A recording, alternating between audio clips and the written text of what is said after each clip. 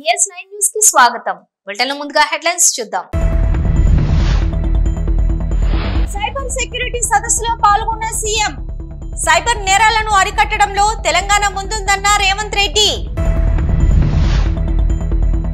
చంద్రబాబు కక్షపూరిత చర్యల్లో భాగమే వల్లభనేని వంశీ అరెస్టు. బాబుకు ఎదురు తిరిగితే అరెస్టులు చేయిస్తాడంటూ జగన్ విమర్శలు. లింగమంతుల స్వామి జాతరకు ఎమ్మెల్సీ కవిత. బోనమెత్తి స్వామికి మొక్కుల చెల్లింపు. రాష్ట్ర పర్యాటక అభివృద్ధి కోసం ఢిల్లీ వెళ్లిన మంత్రి కందుల. పెట్టుబడుల లక్ష్యంగా SATTE 2025 విస్తరించనున్న దుర్గేష్. హైదరాబాద్ HECC వేదికగా జరుగుతున్నటువంటి సైబర్ సెక్యూరిటీ సదస్సులో పాల్గొన్నారు ముఖ్యమంత్రి రేవంత్ రెడ్డి. రేవంత్ రెడ్డి మాట్లాడుతూ సైబర్ నేరాలను నియంత్రించడంలోని తెలంగాణ అందరికంటే ముందుందని అన్నారు. ఒకప్పుడు దోపిడీ చేయాలంటే నేరగాళ్లు వచ్చి ఇంటినో షాపును లూటీ చేసేవారని, కానీ ఇప్పుడు ఒక క్లిక్ తో మీ ఫోన్ లేదా సిస్టమ్ ను హ్యాక్ చేసి ఉన్నదంతా దోచుకుంటున్నారని వివరించారు సీఎం. సైబర్ నేరాలను నియంత్రించడంలోని తెలంగాణ ముందుందని, కేంద్ర ప్రభుత్వమే ఈ విషయాన్ని నిర్ధారించిందని తెలిపారు. భవిష్యత్తులో కూడా సైబర్ నేరగాళ్లను నియంత్రించేలా గట్టి చర్యలు ఉంటాయని తెలిపారు CM Revanth Reddy. I am happy to be here with all law enforcement officials, cyber security experts, industry leaders and government representatives who are working together to make Telangana #1 cyber safety state. An estimate recently said rupees 22,812 crore were stolen by cyber criminals in India last year. This is a threat to our economy and our citizens.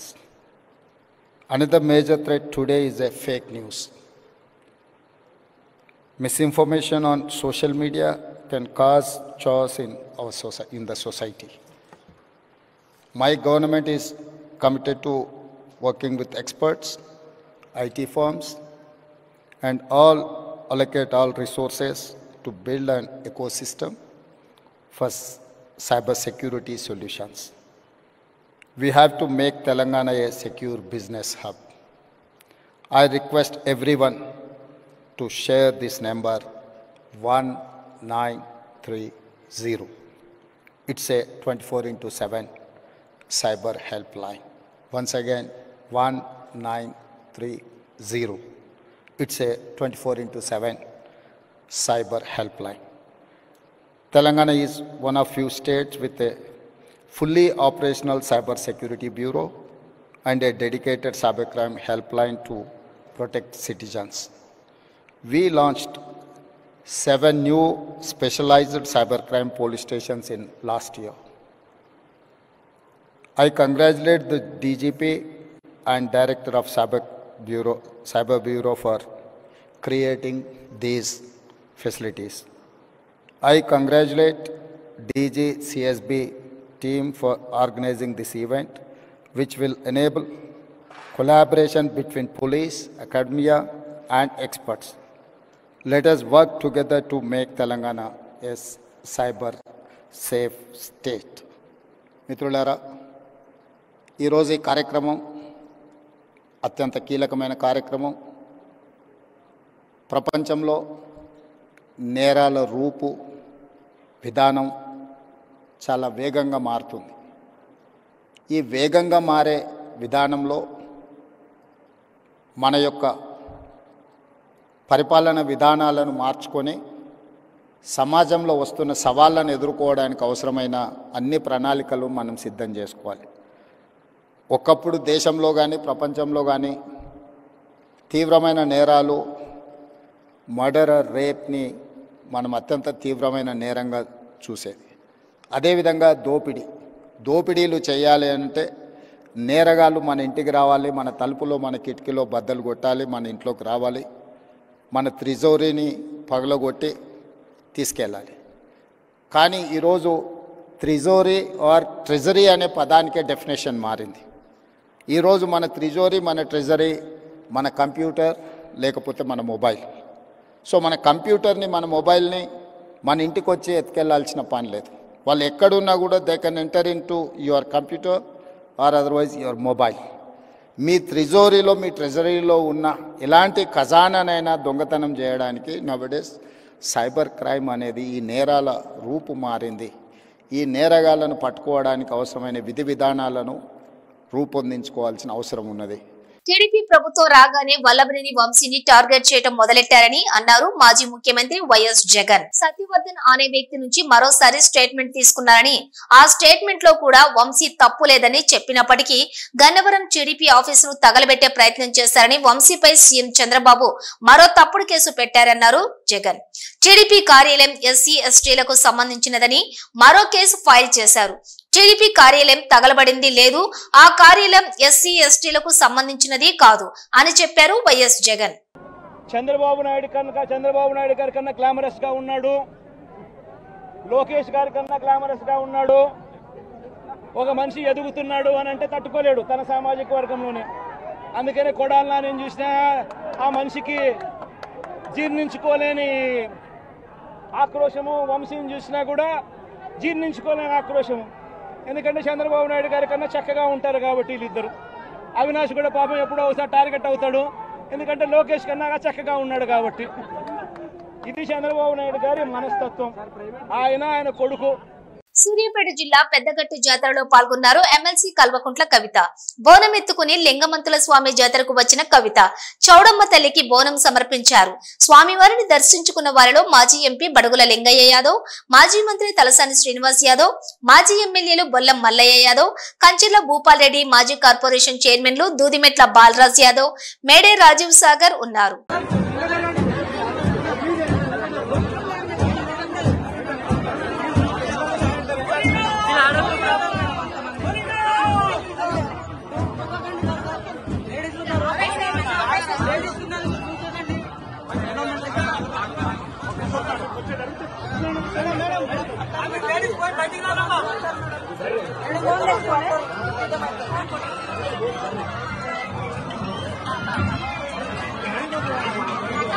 New Delhi పర్యటనలో రాష్ట్ర పర్యాటక సాంస్కృతిక cinematography మంత్రి కందుల దుర్గేష్ పర్యాటక రంగంలోని పెట్టుబడుల ఆకర్షణ కోసం న్యూఢిల్లీ వెళ్లారు. ఆంధ్రప్రదేశ్ పర్యాటక సాంస్కృతిక సినిమాటోగ్రఫీ ఫోటోగ్రఫీ శాఖ మంత్రి దుర్గేష్ రేపు ద్వారకా ఢిల్లీలోని యశోభూమిలోని జరిగే south Asia leading travel and tourism exhibition 2025 ప్రారంభోత్సవంలోని పాల్గొననున్నారు. మంత్రి దుర్గేష్ రాష్ట్ర పర్యాటక అభివృద్ధి కోసం ఢిల్లీ పర్యటనకు వెళ్లిన మంత్రి కందుల దుర్గేష్ రాష్ట్ర పర్యాటక రంగంలోని పెట్టుబడులు పెట్టేందుకు ఉన్న అవకాశాలను SATTE 2025 లోని వివరించనున్నారు. మంత్రి దుర్గేష్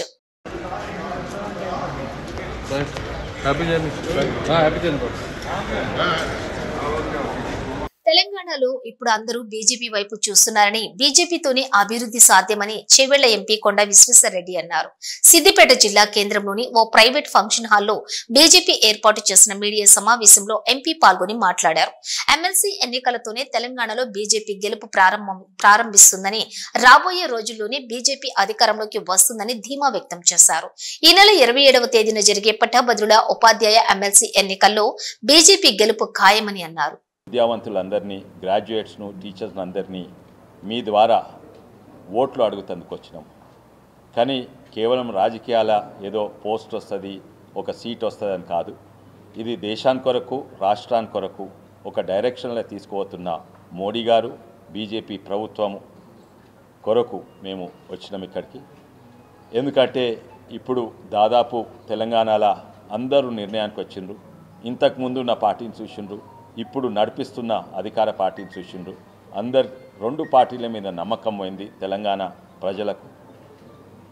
ఒకటే ఒక మార్గము, అభివృద్ధి, ముందుకు వచ్చే ప్రభుత్వము తప్పనిసరిగా అది బీజేపీ ఉంటుందని. అందులో ఆ దారిలో మొట్టమొదటి అడుగు ఎమ్మెల్సీ ఎలక్షన్స్ గెలవడము అని మేము నిర్ణయంకి వచ్చినాం, ప్రజలు కూడా నిర్ణయంకి వచ్చిండ్రు. ఎంతోమంది వేరే పార్టీ వాళ్ళు కూడా వాళ్ళు చేతులు ఎత్తేసినట్టే అనుకోవచ్చు. ఎందుకంటే కాంగ్రెస్ ఇప్పుడు అసలుకు క్యాండిడేట్సే పెట్టలేదు. టీచర్స్ ఒకటే ఒక గ్రాడ్యుయేట్స్కు తప్ప వాళ్ళకి టికెటే ఇవ్వలేదు అంటే ఆల్రెడీ చేతులు ఎత్తేసినట్టు. మా గెలుపు ఖాయము, కానీ మెజారిటీ ముఖ్యం. ఎందుకంటే యావత్ తెలంగాణ విడదీస్తందుకు కుల, ప్రాంత, మత ఎన్నో విధానంగా ఎంప్లాయీస్, రైతులు ఇవన్నీ ఎన్నో తీర్ల విడదీస్తేందుకు ప్రయత్నం చేసింది. కానీ ఇప్పుడు అందరికి కూడా తెలిసింది నేషన్ ఫస్ట్ అని ఒకటే ద్వారాలా తీసుకుపోయేది మోడీ గారని. నేషన్ ఫస్ట్ అంటే అన్ని రాష్ట్రాలు ఫస్ట్ ఉంటేనే నేషన్ ఫస్ట్ అవుతుంది. అయితే మొన్న చేసిన బడ్జెటే కానీ లేకుంటే ఇంతకుముందు 4-5 రాష్ట్రాల ఎలక్షన్స్ వల్ల కానీ లేకుంటే వాళ్ళ మాట్లాడే పద్ధతి కానీ ఇవన్నీ భారతదేశ ప్రజలు చూసిండ్రు. వాళ్ళకు కూడా తెలంగాణనే కాక యావత్ భారతదేశంలో new resurgence of BJP Modi అని అంటే 2014 ఎట్లా వచ్చిందో మళ్ళోసారి ఒక మోడీ బీజేపీ వేవ్ మొదలవుతుంది. ఎందుకంటే పార్లమెంట్లో కానీ హర్యానాలో కానీ మహారాష్ట్రలో కానీ మొన్నైనా ఢిల్లీ ఎలక్షనే కానీ ఇవన్నీ కఠినమైన ఎలక్షన్స్ అనుకున్నారు బీజేపీకి. కానీ ఇంత సులభంగా ఇంత పెద్ద లీడ్ వచ్చిందంటే ప్రజలు ఎవరైతే బీజేపీకి వ్యతిరేకంగా ఉన్నోళ్ళు కూడా బీజేపీ మీద నమ్మకం వచ్చింది, మోడీ గారి మీద నమ్మకం వచ్చింది. ఎందుకు దేశం అణిగిదొక్కాలని ఎన్నో విదేశ శక్తులు చూస్తున్నాయి. అటు జేఎన్కే వేరే ఉండాలి, ఇటు ఖలిస్తాన్ వేరే ఉండాలి, అటు మణిపూర్ వేరే ఉండాలి.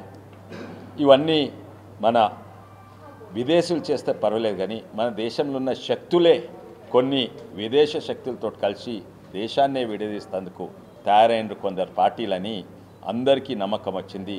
దేశాన్ని ఐక్యత ఉంచేందుకు కేవలము మోడీ ఇంకా బీజేపీ ప్రభుత్వం మాత్రమే.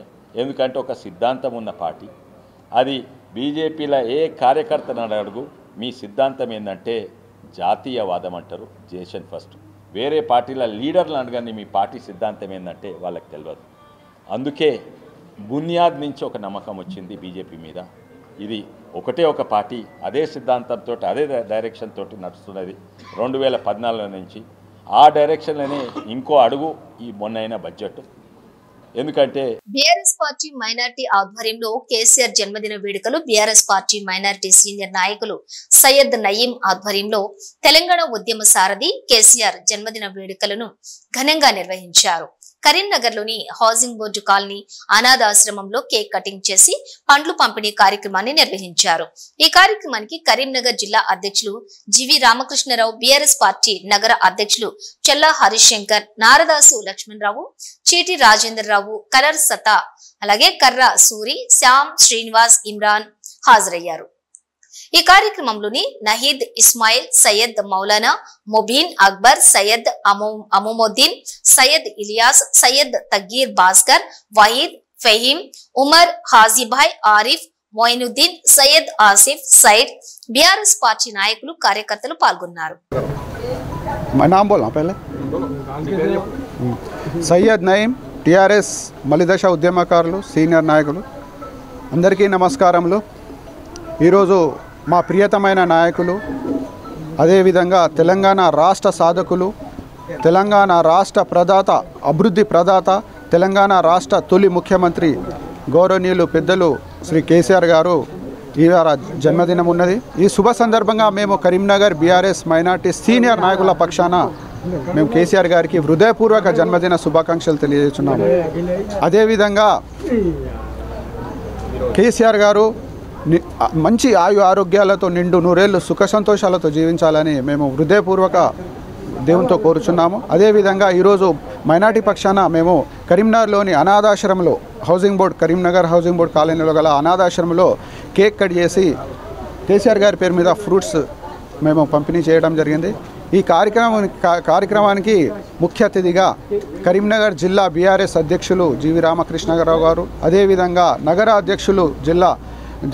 అధ్యక్షులు చల్లహరిశంకర్ గారు, మరియు అదేవిధంగా కరీంనగర్ మాజీ ఎమ్మెల్సీ నారదాసు గారు, మరియు మా మిత్రులు సుడా డైరెక్టర్ శ్యామ్ గారు, అదేవిధంగా సీనియర్ నాయకులు ఇమ్రాన్ గారు మరియు తదితరులు అందరూ ఇక్కడ పాల్గొనడం జరిగింది. మిత్రులారా, కేసీఆర్ గారు ఒక చరిత్ర. కేసీఆర్ గారు అంటే మనం చూడొచ్చు, కేసీఆర్ గారు గతంలో తెలంగాణ కోసం టీఆర్ఎస్ పార్టీ స్థాపించి తెలంగాణ ఉద్యమం 14 సంవత్సరాలు చేసి తెలంగాణ సాధించారు. అదేవిధంగా 2 సార్లు సీఎంగా ఉండి తెలంగాణకు అనేక రంగాల అభివృద్ధి చేసినారు. ఈరోజు జనాలు మళ్ళీ కేసీఆర్ గారు సీఎం కావాలని అంటున్నారు. ఎందుకంటే అది అభివృద్ధి చేసినారు కాబట్టి. ఒక మిషన్ కాకతీయ ఒక పథకం కింద ప్రతి ఊర్లో ప్రతి చెరువు నింపి సాగునీరు అందించారు. అదేవిధంగా మిషన్ భగీరథ కింద ప్రతి ఇంటికి నీరు అందించారు. అసలు ఎన్నో కార్యక్రమాలు పల్లె పట్టణ ప్రగతి అని పల్లె ప్రగతి అని. కేంద్రం ప్రభుత్వం బడ్జెట్ కేటాయింపుల్లో కరీంనగర్ జిల్లాకు తీవ్ర అన్యాయం చేసిందని, కేంద్ర బడ్జెట్ కార్పొరేట్ శక్తులకు ఆదాని అంబానీలకు అనుకూలంగా ఉందని CPM CPI CPI ML new mass line జిల్లా కార్యదర్శులు మిల్కూరి వాసుదేవరెడ్డి, సిపిఐ నగర కార్యదర్శులు కసిరెడ్డి సురేందర్ రెడ్డి, జూపాక శ్రీనివాసులు విమర్శించారు. పార్టీ కేంద్ర కమిటీ పిలుపు మేరకు కేంద్ర ప్రభుత్వం ప్రజా వ్యతిరేక బడ్జెట్ కు నిరసనగా వామపక్ష పార్టీలు జిల్లా కమిటీల ఆధ్వర్యంలో తెలంగాణ చౌరస్తాలో నిరసన కార్యక్రమాన్ని నిర్వహించారు. ఈ సందర్భంగా కేంద్ర ప్రభుత్వానికి వ్యతిరేకంగా నినాదాలు చేశారు. వ్యవసాయ రంగానికి ఉపాధి హామీ పథకానికి నిధుల కోత విధించారన్నారు. ప్రభుత్వ సంస్థలను నిర్వీర్యం చేసి ప్రైవేటీకరణకు పెద్దపీట వేయాలని కేంద్రం చూస్తోందన్నారు. రైతులకు ఆహార రంగాలకు ఇచ్చే సబ్సిడీలో సైతం కోత పెట్టారని, భీమా రంగాన్ని ప్రైవేటీకరణ చేయాలని చూస్తోందన్నారు. ఉపాధి హామీ పథకాన్ని నిర్వీర్యం చేస్తోందన్నారు. తెలంగాణ నుంచి 8 మంది బీజేపీ ఎంపీలు, 2 కేంద్ర మంత్రులు ఉన్నా తెలంగాణకు చేసింది ఏమీ లేదని, రాష్ట్రానికి ₹1 కూడా తేలేని అసమర్థులన్నారు.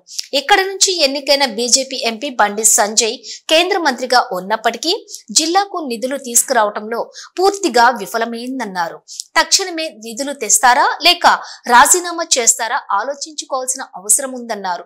ఈ నిరసన కార్యక్రమంలోని సిపిఎం పార్టీ జిల్లా కార్యదర్శి వర్గ సభ్యులు గుడికందుల సత్యం, జిల్లా కమిటీ సభ్యులు యు శ్రీనివాస్, ఎస్ సంపత్, ఎడ్ల రమేష్, కోనేటి నాగమణి, జి రాజేశం, పైడిపల్లి రాజు తదితరులు పాల్గొన్నారు. ఉత్పాదక రంగమైనటువంటి ముఖ్యంగా వ్యవసాయ రంగానికి కూడా నిధులు కోత విధించారు. ఎరువుల సబ్సిడీలో కోత విధించారు. అట్లాగే యువకులకు ఇలా పెద్ద ఎత్తున యువత నిరాశ నిస్పృహలో ఉంది. యువకులకు పరిశ్రమల్లో కానీ ఉద్యోగ అవకాశాల బడ్జెట్లో ఈ బడ్జెట్లో ఎలాంటి చూపే పరిస్థితి ఉంది.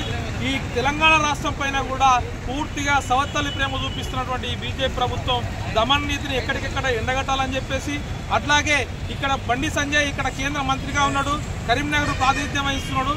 ఈ కరీంనగర్లో ట్రిపుల్ కానీ ఐఐఎం కానీ అట్లాగే కొత్తపల్లి మనోహరాబాద్ కానీ కరీంనగర్ టు కాజీపేట రైల్వే లైన్లకు నిధులు తీసుకురావడంలో పూర్తిగా వైఫల్యం చెందాడు.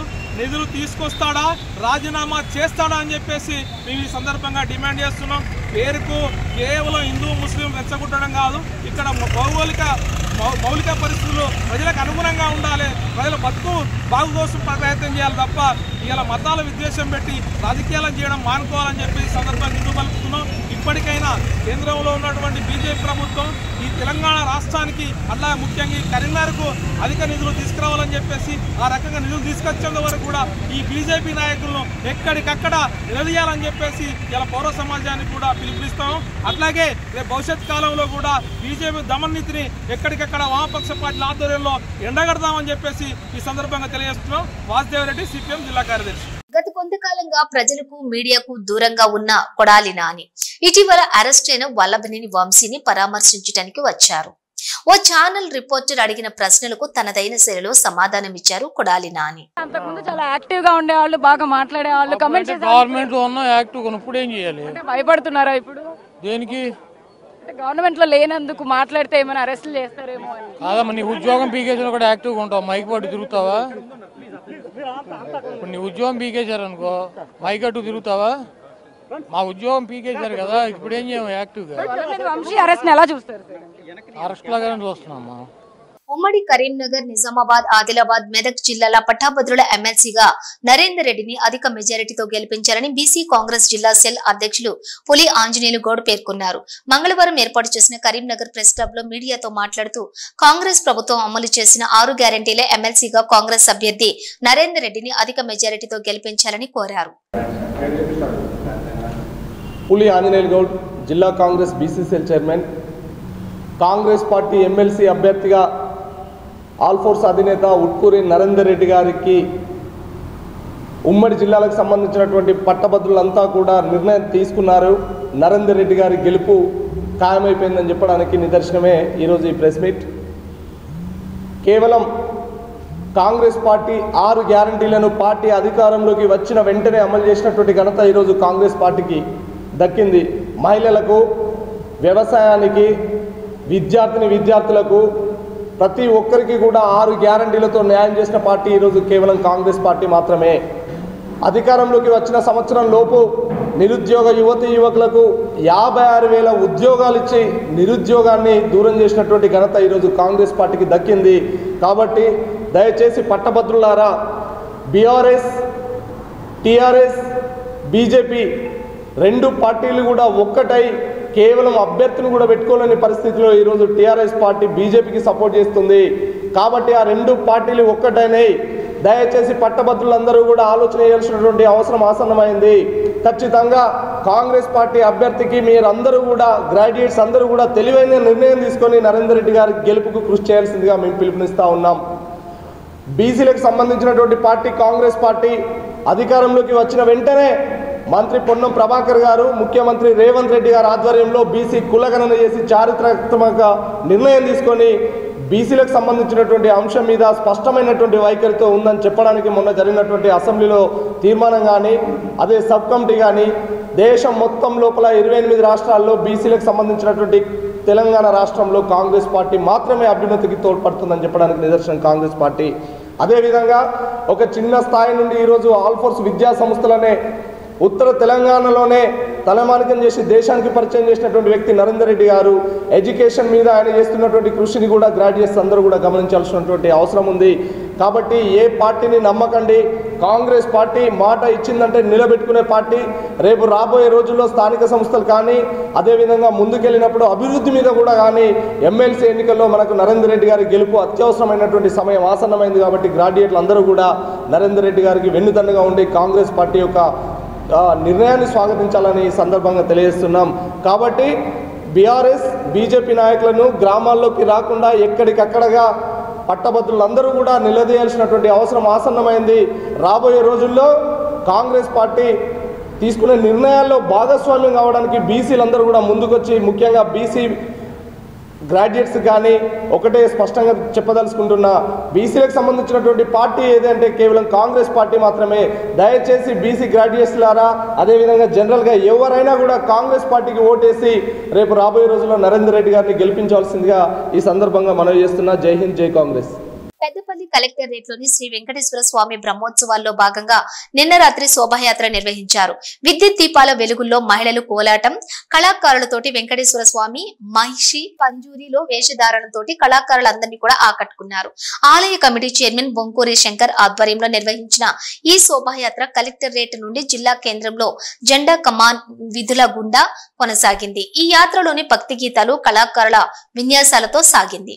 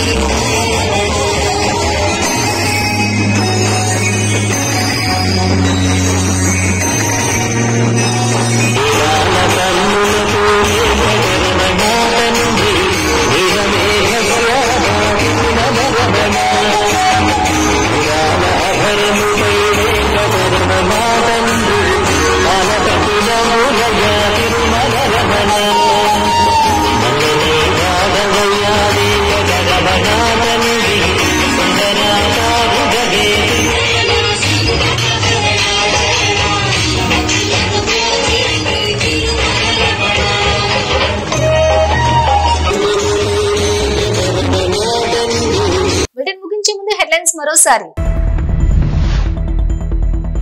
సైబర్ సెక్యూరిటీ సదస్సులో పాల్గొన్న సీఎం. సైబర్ నేరాలను అరికట్టడంలో తెలంగాణ ముందుందన్న రేవంత్ రెడ్డి. చంద్రబాబు కక్షపూరిత చర్యల్లో భాగమే వల్లభనేని వంశీ అరెస్టు. బాబుకు ఎదురు తిరిగితే అరెస్టులు చేయిస్తాడంటూ జగన్ విమర్శలు. లింగమంతుల స్వామి జాతరకు ఎమ్మెల్సీ కవిత బోనమెత్తి స్వామికి మొక్కుల చెల్లింపు. రాష్ట్ర పర్యాటక అభివృద్ధి కోసం ఢిల్లీ వెళ్లిన మంత్రి కందుల. పెట్టుబడుల లక్ష్యంగా SATTE 2025 విస్తరించనున్న దుర్గేష్. ఇవి బులెటిన్ డీటెయిల్స్. చూస్తూనే ఉండండి న్యూస్.